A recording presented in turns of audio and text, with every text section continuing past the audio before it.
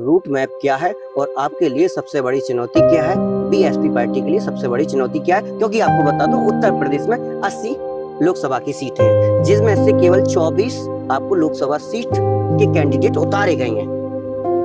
बाकी की अभी लिस्ट बाकी है, पता नहीं है। तो क्या आप अपनी लोकसभा में क्या चुनाव के मुद्दे लेकर के आए? देखिए, मैं तो राष्ट्रीय स्तर पर तो मैं कोई बात नहीं कर सकता। मैं केवल मथुरा लोकसभा की सीट की बात कर रहा हूँ। मथुरा की लोकसभा की बात कर रहा हूँ।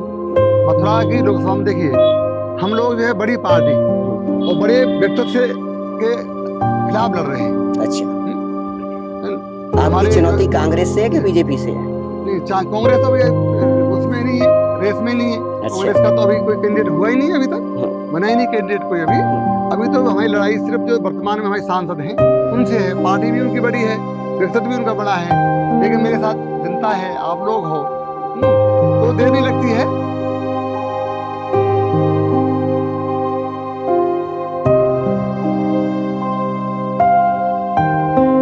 नमस्कार, मेरा नाम है विकास और इस वक्त हूँ मैं सौंख गांव में और हमारे साथ में आपको पता है कि बीएसपी पार्टी के सांसद कैंडिडेट सुरेश सिंह जी हैं जो आज नामांकन करके आए हैं।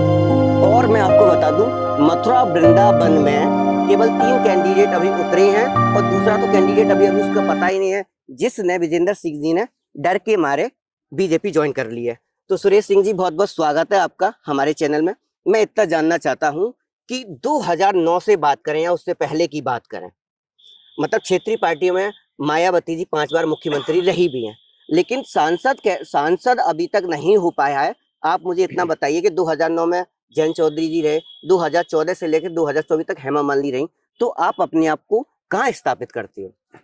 जैसा कि आप बता रहे हैं कि 3 बार से जो है मथुरा को बाहरी सांसद मिल रहे हैं। 2009 से 9 में जो है जयंत चौधरी, 14 में बाहरी और 15 में 19 में बाहरी सांसदों से मथुरा की जनता बहुत ही त्रस्त है, क्योंकि वो कभी भी उनके दुख सुख में शामिल नहीं होते, कभी उनके फ़ोन नहीं उठाते हैं, कभी उनसे मिलते नहीं हैं। जनता सांसद को देखने के लिए तरस जाती है। यदि कोई समस्या होती है तो उस समस्या को भी जाके बता नहीं सकते हो। तो 15 साल से ब्रजवासी हमारे एकदम त्रस्त हैं और कोई उनका काम नहीं होता है, कोई उनका सुनने वाला नहीं होता है। उनको लगता ही नहीं हमारे यहाँ पे कोई सांसद है। तो यही सोच के जनता में बहुत आक्रोश है कि हम कब तक बाहरी आदमियों को जिताते रहें।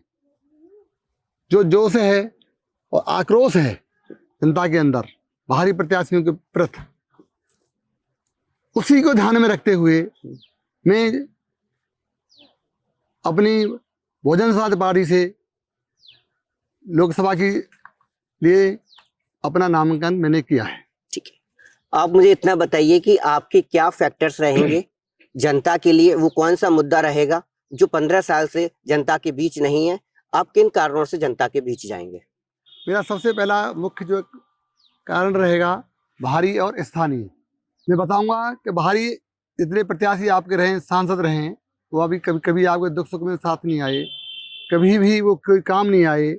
तो मैं आपका अपना बेटा, अपना भाई जो हर समय यहीं अपने गांव में रहता हूं, मथुरा में रहता हूं, यहाँ पे यदि कोई भी काम पड़ेगा तो आपको सांसद को ढूंढना नहीं पड़ेगा। सांसद जो है आपके द्वार पर रहेगा, या एक बार फ़ोन करेंगे, बताएंगे कि ये ऐसा काम है, ये परेशानी है हमको, तो मैं तुरंत उनके पास जाऊंगा।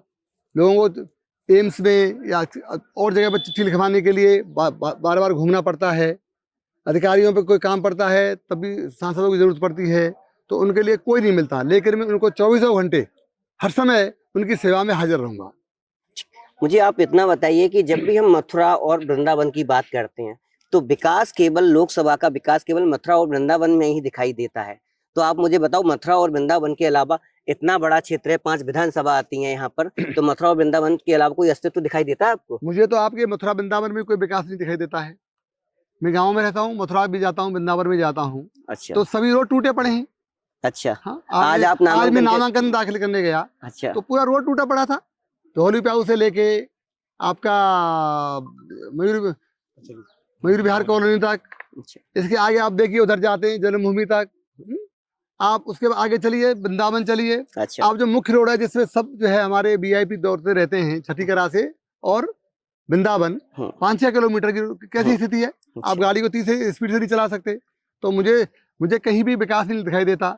अस्पतालों की कैसी हालत हो चुकी है, विद्यालयों की कैसी हालत हो चुकी है, कहीं पे भी 10 साल में कोई विकास अभी तक मुझे दिखाई नहीं देता है।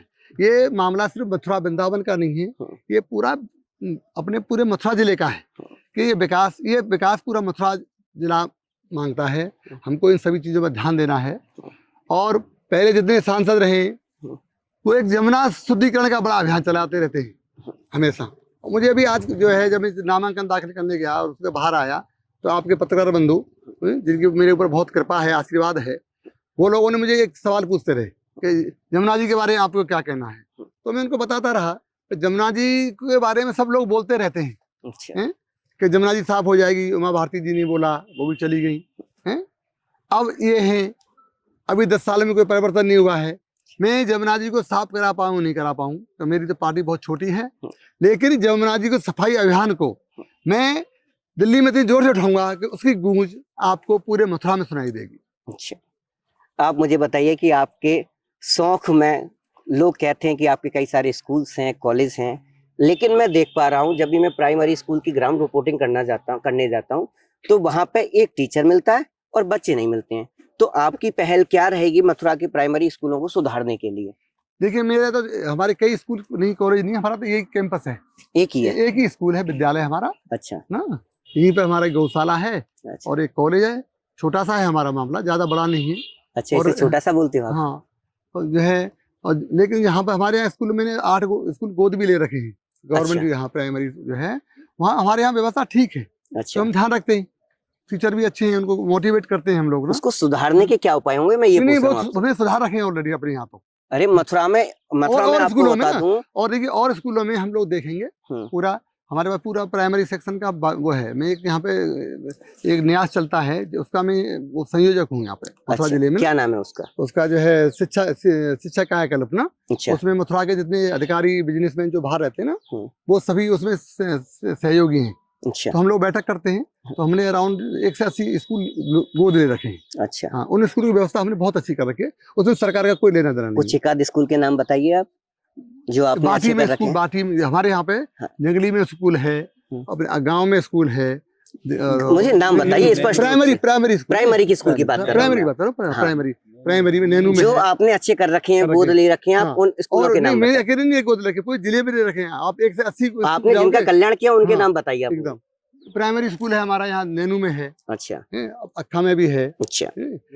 ओडम में भी है। जो हमने एकदम जो जहाँ जो आवश्यक चीजें नहीं थी उनको हमने उनको जो है दे रखी है। अच्छा। आवश्यक चीजें हम बिल्डिंग तो बनवा नहीं सकते। अच्छा। दीवार नहीं लगवा सकते क्योंकि सरकारी वो तो है नहीं, सरकार का ये तो सरकारी काम है पूरा।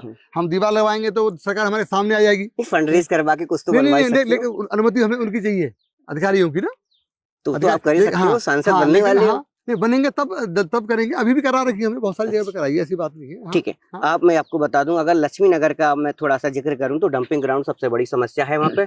और वहां के आसपास के अगर आप लोगों को अगर सर्वे करवाएं तो ये समझ लो कैंसर की पेशेंट बढ़ते जा रहे हैं। उसका क्या उपाय होगा, क्योंकि लक्ष्मी नगर का निवासी मैं हूँ। देखिए, आप जो समस्या बता रहे हैं उसका हम समाधान करने की पूरा प्रयास करेंगे। आप लक्ष्मी नगर के अपने जो है रहवासियों को बताइए वहाँ पे कि आप वो हमको सांसद बनाए, वोट दें हमको उस समस्या का समाधान। क्योंकि ये जो है वहाँ पर डंपिंग ग्राउंड है, जहाँ भी डंपिंग ग्राउंड होते हैं ना, बीमारी तो रहती है ये। और इससे ज्यादा आप कैंसर के अलावा सांस की बीमारी बहुत होती है वहाँ पे, सांस की बीमारी। और लास्ट में क्या होता है, सांस ही नहीं रहेगी तो आदमी चला जाएगा। तो हम उसको समाधान करने का प्रयास करेंगे। मथुरा में जो भी समस्या हमारे सामने आएगी और हमारे लोग हमको बताएंगे, जो मेरी सीमाएं हैं मैं पूरा प्रयास करूंगा कि उन कामों को मैं करवाऊं। आपके लिए इलेक्शन 2024 का रूट मैप क्या है और आपके लिए सबसे बड़ी चुनौती क्या है? बीएसपी पार्टी के लिए सबसे बड़ी चुनौती क्या है? क्योंकि आपको बता दूं, उत्तर प्रदेश में 80 लोकसभा की सीटें हैं, जिसमें से केवल 24 आपको लोकसभा सीट के कैंडिडेट उतारे गए हैं। बाकी की अभी लिस्ट बाकी है, पता नहीं है।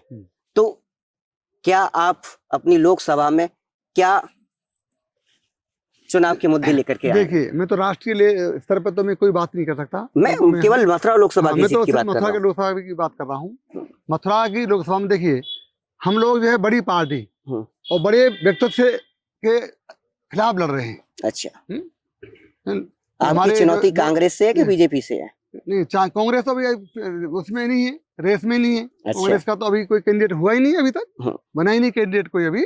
अभी तो हमारी लड़ाई सिर्फ जो वर्तमान में हमारे सांसद हैं उनसे है। पार्टी भी उनकी बड़ी है, व्यक्तित्व भी उनका बड़ा है, लेकिन मेरे साथ जनता है, आप लोग हो, तो देर नहीं लगती है। बहुत सबको सब मिल जाते हैं। जैसे कि वाजपेयी जी ने एक बार यहाँ बोला था, मल्ल को मल्ल बहुत तेरे, घर नहीं तो बाहर बहुत तेरे। अच्छा, ठीक है नहीं, ऐसा उन्होंने बोला था। तो ऐसा नहीं है, छोटा मल्ल भी कभी कभी बड़े मल्ल को चित्त कर देता है। अच्छा, और समय का फेर है। 77 में इंदिरा गांधी हार गई थी। अच्छा, बुरी स्थिति थी, हाँ। बहुत ज्यादा। किसी ने सपने में नहीं सोचा था कि 1980 में जो है इंदिरा गांधी जी बहुत ही प्रचंड बहुमत के साथ आएंगी। अच्छा, क्योंकि जनता का रुख है ये। जनता ने एक बार सोच लिया कि हमको बाहरी प्रत्याशी को भगाना है, तो आपकी जीत सुनिश्चित है। सुरेश सिंह जी, आप बातों में घुमा रहे हैं मुझे। आपको मैं बता दूं, आप मुद्दे की बात नहीं कर रहे हैं। आपने इंदिरा गांधी की बात कर ली, आपने छोटे को बड़े को पदच्युत करने की बात कर ली। मुद्दा क्या है आपका? किस मुद्दे को लेकर के जनता के बीच जाओगे? मैं मुद्दा मेरे पास आपको पहले ही बता चुका हूँ, 2 ही मुद्दे रहेंगे। क्या पहला मुद्दा बाहरी और स्थानीय। अच्छा, दूसरा जो आपको जो वादे किए थे विकास के जिन लोगों ने जितने वादे किए थे, जो समस्याएं, उनका समाधान करूंगा। अच्छा, करोगे कैसे? क्या फैक्टर है आपके पास में? कैसे करोगे? कोई स्ट्रेटजी बना रखी है आपने? नहीं, जब देखिए, पहला स्ट्रेटजी बनाइए मैं कैसे चुनाव जीतूं, जीतने के बाद दूसरी स्ट्रेटजी बनाऊंगा। अच्छा, एक क्रम से चलना तो चलो होता है। यही बता दिए, चुनाव कैसे हमको जाना जीतोगे? है, हमको यहाँ से जाना तो है आगरा। और आगरा जाना, एड्रेस पूछू ग्वालियर का, तो कोई उसका मतलब नहीं है। पहले मुझे आगरा पहुंचने दीजिए। अच्छा, पहले मुझे सांसद बनने दीजिए, फिर कैसे करना है तब विचार करूंगा। तो मुझे आप इतना ही बता दिए, चुनाव कैसे जीतोगे? तो जनता के आशीर्वाद से जीतूंगा। नहीं, वो तो बात ठीक है। जनता को जब हर जगह जाऊंगा, बताऊंगा लोगों को। अच्छा, चलो मैं आगे थोड़ा सा बात कर लेता हूँ कि अभी आपने देखा होगा कि रेल मार्ग वृंदावन से मथुरा, मथुरा से वृंदावन जाने की बात हुई थी। अभी बीच में प्रोजेक्ट आया और उस पे थोड़ी वैमनस्यता हो गई, तो कई लोगों ने उसका, स्थानीय लोगों ने विरोध भी किया, जिसमें कुमार नरेंद्र सिंह, प्रदीप माथुर और कई चंद लोग थे। वो चाहते थे, स्थानीय लोग, के ऊपर रेल नीचे कार। आपका क्या व्यक्तित्व है इस पर, आपका क्या विचार? हम यही चाहते हैं, नीचे तो रोड होना चाहिए, ऊपर रेल होनी चाहिए। अच्छा, हमारा भी यही है। हमने उस समय अभियान चल रहा था, तब भी हमने बोला था, हमारा अभियान भी है। अच्छा, हाँ, हमने बोला कि रेल ऊपर। और क्योंकि मैं बहुत महानगरों में रहा हूँ, से देख के आया हूँ, विदेशों में भी देख के आया हूँ, हर जगह से ये जो सिस्टम है वो यही रहता है, कहीं बाधा नहीं होनी चाहिए, नीचे रोड होना चाहिए, आप ऊपर बनाइए। अच्छा, देखो, एक मैं सेकंड लास्ट सवाल आपसे पूछूंगा, इसके बाद एक और सवाल है कि जब भी हम बात करते हैं टाउनशिप से लेके नहरौली चौराहे तक, आपने देखा होगा 3 कट पड़ती थे। अगर इस साइड की बात करें, आप मथुरा की साइड में, और इस साइड की थोड़ी सी बात कर लें, माहौली गांव की तरफ की, तो देखा जाता है कि 50,000 से लेके 1 लाख गांव तक भीड़ होती है, लेकिन कट के मारे हमको 4 से 5 किलोमीटर चलना पड़ता है। क्या उपाय है? ये बहुत बड़ी समस्या है, मुझे भी मालूम है। जाम लग जाता है, वहाँ पे बहुत भीड़ हो जाती है कई जगह पे ना। उसका भी समस्या समाधान करेंगे उस समय, क्योंकि उसका तो एक ही उपाय है कि एक डायरेक्ट कॉरिडोर ऊपर से चलना चाहिए जो सीधा निकलने वाला हो। अच्छा, यस, एक आप उसको निकालोगे? पूरा प्रयास करेंगे। अच्छा, हाँ, प्रयास, आवाज उठाएंगे हम लोग तो। लास्ट मेरा सवाल आपके लिए, आप मथुरा की इंफ्रास्ट्रक्चर में क्या बदलाव चाहते हैं और आपके पास क्या फैक्टर है? मैं मथुरा में इंफ्रास्ट्रक्चर की बात कर रहा हूँ। इंफ्रास्ट्रक्चर में मैं आपको एकदम बिल्कुल बात अलग कर दूं, मैं बात कर रहा हूँ आम आदमी की, जो रोज दिनचर्या चलाने के लिए सड़क पर पटरी पर सब्जी बेचता है, चाउमीन बेचता है या फल बेचता है, उन लोगों की बात कर रहा हूँ। इंफ्रास्ट्रक्चर, देखिए, इंफ्रास्ट्रक्चर का तो मेन चीज रहती है। देखिए, इंफ्रास्ट्रक्चर को बोलते हैं रोड, अच्छा, बिजली, ठीक है नहीं, ये 2 मुख्य चीज रहती है आपके इंफ्रास्ट्रक्चर में। अच्छा, नेचुरल वाले में एक होती है ह्यूमन वाली। इंफ्रास्ट्रक्चर में अर्थशास्त्र का विद्यार्थी रहा हूँ। अच्छा, ठीक है नहीं, ताली बजा दो सर के लिए। हाँ, तो जो है, आप जो बात कर रहे हो मूल रूप से, ये बात आप जो बता रहे हो, वो बात का जवाब मैं पहले दे चुका हूँ। ये रोड है, रोड और बिजली। अच्छा, मैं आदमी के इंफ्रास्ट्रक्चर की बात कर रहा हूँ। आदमी का व्यक्तित्व कैसे बढ़ाओगे आप? आदमी तो वोट मिलेगा आपको। आदमी के लिए तो 2 चीज जरूरत पड़ती है, हेल्थ की और एजुकेशन की। हाँ, तो वो कैसे होगा? और स्वास्थ्य है। हमारा पूरा प्रयास रहेगा स्कूलों को सुधारें। अच्छा, टीचर जाएं वहाँ पे, जो प्राइमरी स्कूल है, हमारे सरकारी स्कूल हैं, जहाँ लोग सैलरी लेते, तनख्वाह लेते हैं, बच्चे वहाँ नहीं जाते हैं, हम उनको प्रेरित करेंगे। अच्छा, बताएंगे भाई आप पढ़ाइए बच्चे, उनको भी, पेरेंट को प्रेरित करेंगे, आप प्राइवेट में को जा रहे हो, यहाँ भी अच्छे टीचर हैं। अच्छा, ऐसे हेल्थ में ध्यान रखेंगे।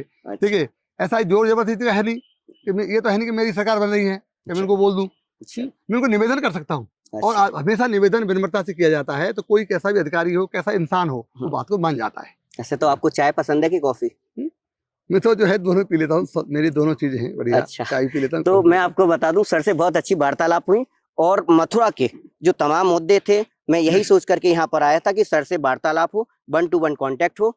तो इसमें सर ने स्वास्थ्य पे, रोड के इंफ्रास्ट्रक्चर पे, लोगों के व्यक्तित्व पे, इन सभी मुद्दों पर मैंने बात की। सर, मेरी बहुत बहुत शुभकामनाएं आपके साथ में कि बहुत आप बहुत चुनाव धन्यवाद जीतें, आपका, आप लोगों बहुत के बहुत बीच धन्यवाद, जाएं। बहुत और बहुत। मैं इसी के साथ में और आपका कैमरामैन सहयोग ध्रुव, मिलता रहे। धन्यवाद। बहुत बहुत